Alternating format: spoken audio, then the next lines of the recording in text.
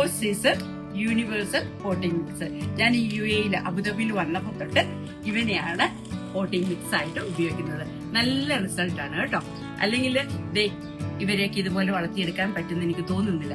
കാരണം ഇവിടെ നമുക്ക് നല്ല ഒന്നാം തരം മണലാണ് അവൈലബിൾ ആയിട്ടുള്ളത്.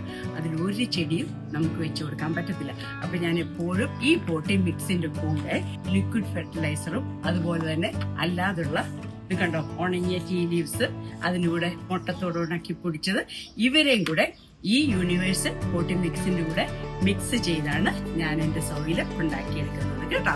നന്നായിട്ട് കമ്പോസ്റ്റ് ഒക്കെ മിക്സ് ചെയ്തിട്ടുള്ള പോട്ടിംഗ് സോയിലാണ്. NPK ആൻഡ് കമ്പോസ്റ്റ് ഒക്കെ നല്ലതായിട്ട് ഉള്ള പോട്ടിംഗ് സോയിലാണ്. ഇനി ഇതിനകത്ത് ഞാൻ എന്റെ അടുക്കളയിൽ നിന്ന് നിർമ്മിച്ചെടുക്കുന്ന എന്റെ സ്വന്തം ടീ ലീവ്സ് ഉണക്കിയെടുത്തത് ഇവനെ ഞാൻ മിക്സ് ചെയ്യുന്നത്. ആ കൂടെ തന്നെ അത്ര ഈക്വൽ ഭാഗം പെർലൈറ്റ് ഞാൻ വാങ്ങിക്കുന്നതാണ്.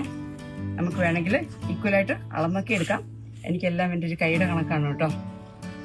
ഇങ്ങോട്ട് നോക്കിയേ, എന്റെ സോയിൽ കണ്ടാൽ തന്നെ ചെടികൾക്ക് വളർന്നു വരാൻ തോന്നത്തില്ലെന്ന്. നോക്ക് എത്ര ബ്രീത്തബിൾ ആണെന്ന്.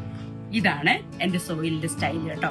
ഇതിനകത്തോട്ട് ആവശ്യമായ മുട്ടത്തോട് ഉണക്കി പൊടിച്ചു വെച്ചേക്കുന്നത് അതും കൂടി മിക്സ് ചെയ്യും കേട്ടോ. അപ്പൊ എന്റെ സോയിൽ നല്ല സൂപ്പർ ഫെർട്ടൈൽ സോയിൽ ആയി കിട്ടും. ഇത്രയും സോയിലിന് ഞാൻ ചേർക്കുന്നത് ഒരു 3 സ്പൂൺ. 1 2 ഇത്രയും ഇതും കൂടി ചേർത്ത് മിക്സ് ചെയ്താൽ എന്റെ സോയില് നല്ല സൂപ്പർ ഫെർട്ടൈൽ സോയിലായി.